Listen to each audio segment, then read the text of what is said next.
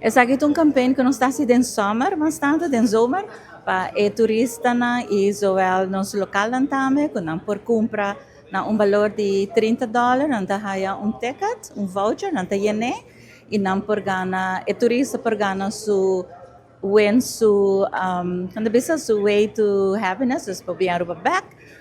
Nós está paga turcos, nós está paga ticket e hotel para semana. Esse é o primeiro prêmio. E de dois prêmios, tá, não por gana, não back to Aruba, dois tickets e com stay, para weekend stay na Marriott.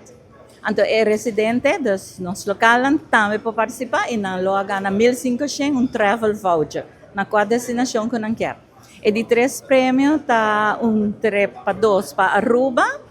Esse é airfare só, então o local gana $750 para travel voucher. Nós temos maneira tour, nós por compreender que notários também, esta saca é prêmio, nós está com tour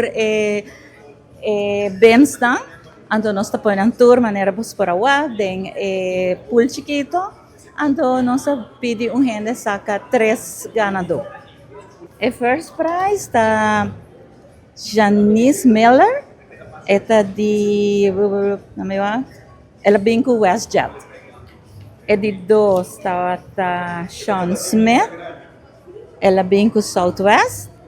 Então, e de três local está Miguel Alonso Leon, com a bula com ela vai a Amsterdam. Esta com Tui.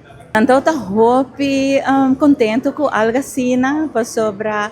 Eta algo outro, não? Então, nanta compra e nanta excited para vir haya ng ticket para participar da campanha. A campanha que começa na julho, então ela acaba awe 31 de oktober. Pendiente riba no social media na diferente plataformas nang kunosin di aeroporto, para voltar a campanha nang kunos tabaiting, incentive nang ku airport brinda na nos comunidade e na nos turista nang.